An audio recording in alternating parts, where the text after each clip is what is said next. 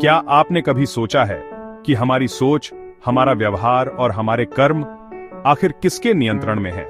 क्यों कोई इंसान हमेशा शांत और ज्ञानप्रिय रहता है, कोई हमेशा सफलता की दौड़ में भागता रहता है और कोई आलस्य और मोह में डूबा रहता है?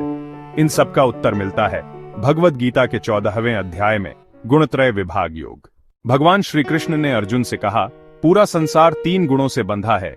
पहला, सत्व गुण यानी पवित्रता, ज्ञान और शांति।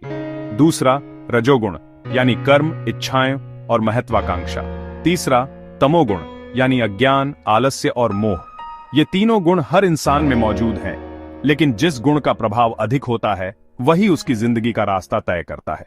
जब सत्व गुण बढ़ता है तो इंसान शांत, दयालु और सत्यप्रिय बनता है। वह बिना स्वार्थ के दूसरों की सेवा करता है। ऐसे व्यक्ति को मृत्यु के बाद उच्च लोक मिलते हैं और आत्मज्ञान की ओर बढ़ने का अवसर। जब रजोगुण हावी होता है तो इंसान कर्मशील, महत्वाकांक्षी और इच्छाओं से भरा रहता है। वह फल की चिंता में उलझ जाता है। नतीजा, वह जन्म और मृत्यु के चक्र में बार बार फंसता है।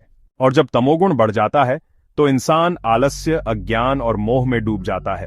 वह सत्य से दूर हो जाता है और गलत राह पर भटकता है। ऐसे व्यक्ति का जीवन दुख और क्लेश से भर जाता है।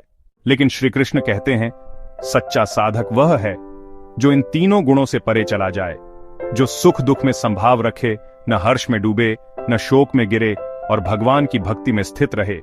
यही अवस्था है मोक्ष की अवस्था। यही लक्ष्य है आत्मा की सच्ची मुक्ति। तो दोस्तों, गीता का यह अध्याय हमें सिखाता है कि जीवन केवल कर्म और इच्छाओं का खेल नहीं है।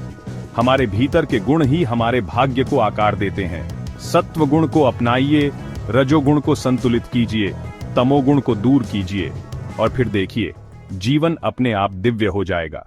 याद रखिए, जो गुणों से परे होकर भगवान की शरण में जाता है वही पाता है सच्चा मोक्ष। यही है गीता के 14वें अध्याय की आत्मा।